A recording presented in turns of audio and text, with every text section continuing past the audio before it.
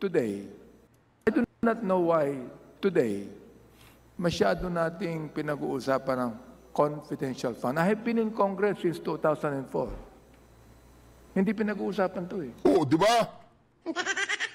Bumaliktad na po si Benny Abante, mga kareaksyon. Ayaw na niyang pag-usapan ng confidential fund.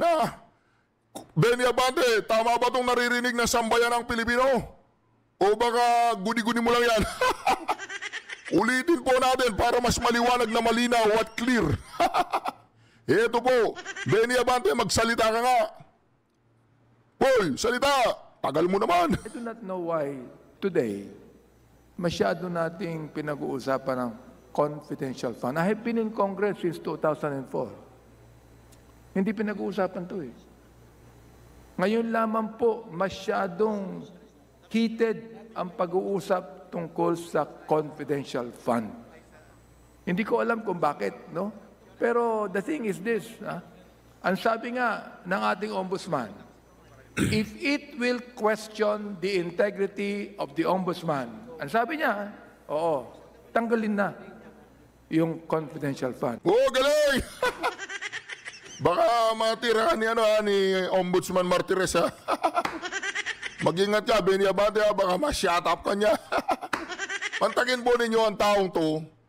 Ang taong to, palagay ko, meron na itong karamdaman. Alam niyo po, pag-i-comment sa comment section kung anong karamdaman ni Benny Abante. Bakit ngayon ay bumaligtad na siya? Bumaligtad na po si Benny Abante. Ayat hindi raw dapat pag-usapan ng confidential fund. 2004 pa raw daw, 2004 pa lang daw ay nasa kongreso na si Benny Abante. Ayan po, ayan o. Let Congress remove the confidential fund of the ombudsman if it will only tarnish the integrity of the ombudsman, Mr. Speaker, Your Honor. Kaya ang usapan po dito, itong mga makakaliwang left na to, itong mga makakaliwang leftist na to, na supporter ng mga NPA na komunistang terorista, talagang kating-kati sila na matanggal ang bawat confidential fund ng bawat ahensya, ng bawat sa gobyerno natin. Dahil bawat isa sa mga makabayad black na to, ay wala po silang ginawa, kundi, ito sasabihin ko po sa inyo kundi ang mag-isip upang papaano maipasok ang kanilang ideolohiya sa Republika ng Pilipinas.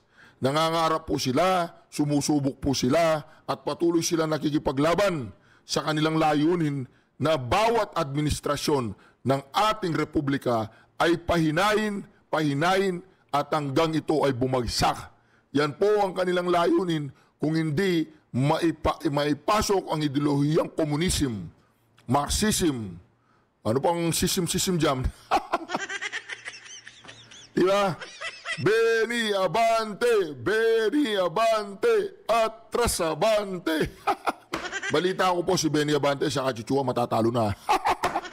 Huwag ka naman ganyan, Reaction TV PH. Malakas sila. Napakalakas din sa survey. Kung ang mag-survey, yung mga quadcom. Hello po. Benny Abante, anong mga masasabi natin dyan? The ombudsman has complied. Sabi ko, has complied with all the requirement of the COA. Nasagot na po ito.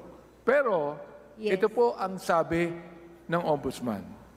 Upang hindi na pagdudahan ang trabaho ng ombudsman at upang for the sake of transparency and accountability, I would suggest the House to remove.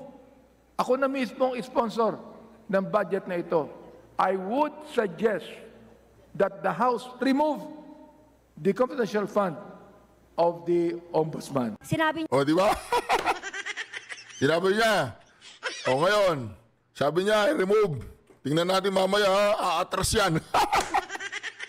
Kasi hindi naman niya alam ang procedure. Pag nag-pronounce ka ng ganun, pag nag-move ka ng ganun, kailangan may magse-second demotion dyan. Mahirap pag nag-second demotion, yung mga komunista. Kasi gustong-gusto nilang matanggal ang confidential fund, Benny. Hindi mo ba alam, Benny, dinisign ng confidential fund para gurgurin, tunawin, wasagin ang mga makakaliwang terorista na yan? Sinabi niyo po kanina, no, na kayo ba, nagmo-move ba kayo?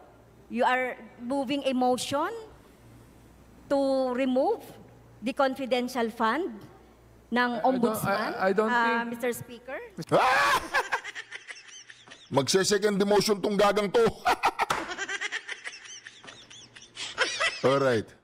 Mr. Speaker, Your Honor, point of order.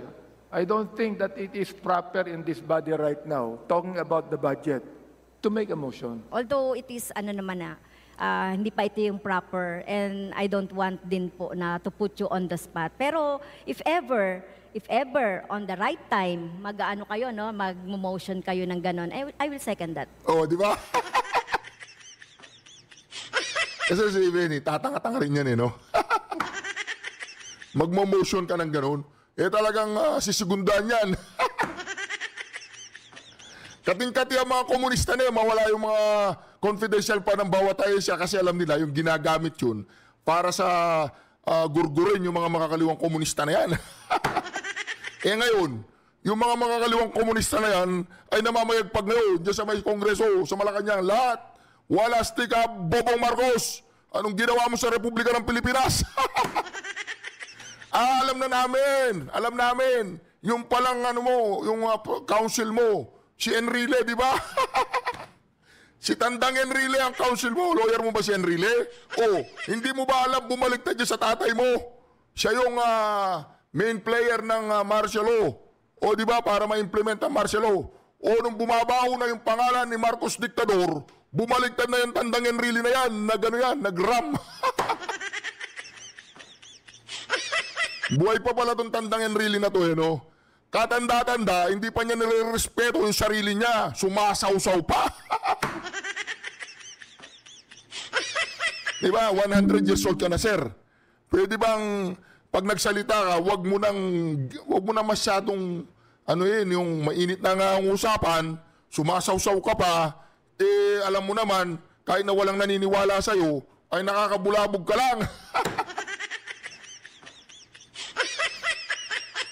Alam mo, Sir Manong Enrile, kung buhay lang si Miriam Defensor Santiago ngayon, sasabihan ka niya, mahilig ka daw, wala ka daw pinalampas.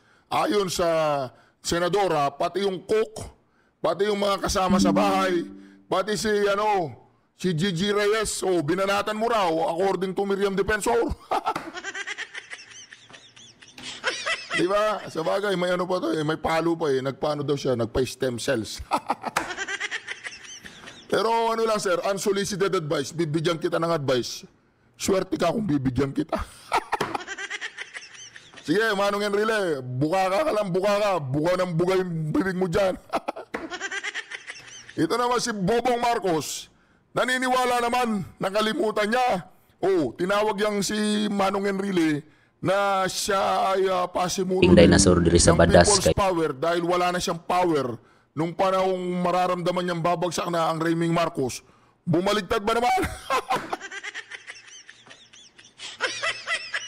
Naging bayani pa ng people's power si Enrile. Kasama niya si Ramos. Si Ramos kasama niya. Alam mo, nung nakaupo si Tatay Digong, si Enrile, puri ng puri kay Tatay Digong yan. Puri ng puri. Ngayon, wala stick. Nagpe-prayer vigil lang ang mga tao doon sa EDSA. Sabi niya, nagpi-people's power na daw. Hindi pa, malapit na lang. Malapit na tayo doon, Manong Enrile, huwag kang mag-alala.